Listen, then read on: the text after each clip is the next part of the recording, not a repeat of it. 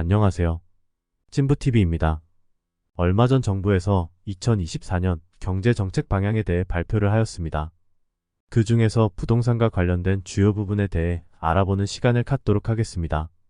오늘 다루는 내용 외에도 다른 정책들도 있지만 체감적으로 느낄 수 있는 부분에 대해서만 다루었습니다. 먼저 역전세 위험성이 높은 다세대, 다가구 주택의 임차인 보호를 위해 세 가지 대책이 나왔는데 여기서는 중요한 두 가지만 보도록 하겠습니다. 첫째는 임차인이 거주 중인 주택을 취득할 때 세금과 청약 부분에 대한 혜택입니다. 이것은 빌라 사기로 인해 어쩔 수 없이 거주주택을 매입하는 사례가 있었는데 이에 대한 정책으로 보입니다. 내용을 한번 살펴보겠습니다. 임차인이 본인이 거주 중인 소형 저가주택을 매입할 때 1년간 한시적으로 취득세를 감면해주고 향후 청약을 할 때도 무주택자 지위를 유지해주기로 하였습니다. 소형 저가주택의 요건에 아파트는 포함되지 않으며 면적 60제곱미터 이하로서 취득가액이 수도권의 경우 3억, 지방의 경우 2억 이하여야 합니다. 또한 임차인은 해당 주택에 1년 이상 거주한 무주택자이면서 생애 최초로 주택을 취득해야 혜택을 받을 수 있습니다. 취득세는 최대 200만원까지 감면해주며 임차인이 추후 주택을 다시 취득하여도 생애 최초 취득세 감면을 받을 수 있어서 두 번의 취득세 감면을 받을 수 있게 됩니다. 다만 이 부분은 법 개정이 필요한 부분이어서 향후 내용이 바뀔 수도 있습니다. 두 번째는 등록임 대사업자의 주택 양도 허용입니다. 원칙적으로 등록임 대사업자는 의무임 대기간 중 주택을 양도할 수가 없습니다. 하지만 역전세 등 상황을 감안하여 등록임 대주택이라고 할지라도 LH 또는 지역주택도시공사에 2024년에 한해서 소형저가주택을 양도할 수 있도록 허용하기로 했습니다.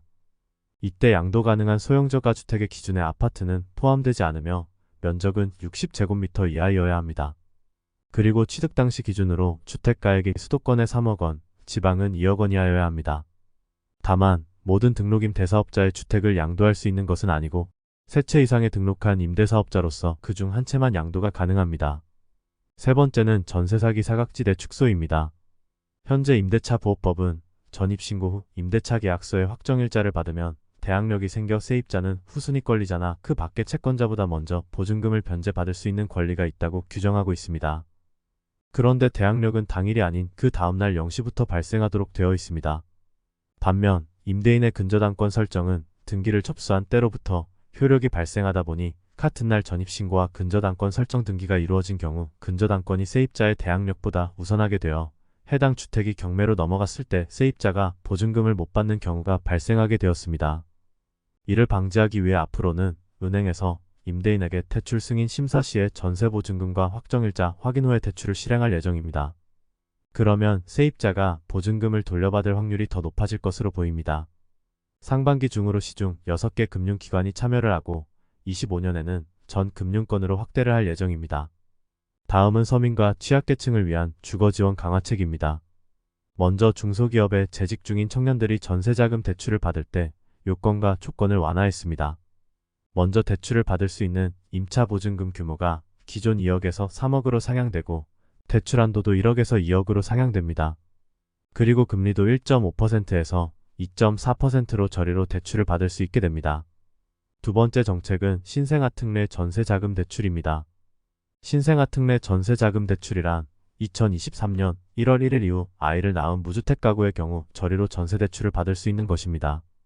보증금 5억 이하의 주택으로 최대 대출 한도는 3억까지입니다. 대출 금리도 시중금리보다 1에서 3%까지 낮게 받을 수 있는 대출 상품입니다. 여러 가지 정책들이 있었지만 가장 눈에 띄는 것은 세컨드홈 활성화입니다. 세컨드홈 활성화란 기존 1주택자가 인구 감소 지역에 주택을 한 채 신규 취득하는 경우 1주택자로 간주하여 다주택임에도 불구하고 1주택자의 혜택을 주겠다는 것입니다. 경제정책 방향에 나온 내용은 크게 재산세, 종합부동산세, 양도소득세인데 세 가지 세금 모두 1세대 1주택일 때 혜택이 크고 다주택자일수록 불리한 세제입니다. 재산세의 경우 1세대 1주택자의 재산세는 다주택자에 비해 절반 정도 낮은 세율을 적용받고 있으며 종합부동산세는 기본공제 12억과 고령자 및 장기보유자 세액공제도 최대 80%까지 받을 수 있습니다. 그리고 부동산 투자 시 가장 크게 고려하는 양도소득세의 경우 1세대 1주택자는 12억까지 비과세를 받을 수 있게 됩니다. 이외에도 여러 가지 정책들이 있었지만 체감할 수 있는 내용을 중심으로 정리해 보았습니다. 더 궁금하신 부분은 원본 자료에 링크를 걸어놨으니 들어가셔서 내용을 확인해 보시기 바랍니다. 이것으로 오늘 방송을 마치도록 하겠습니다. 시청해 주셔서 감사합니다.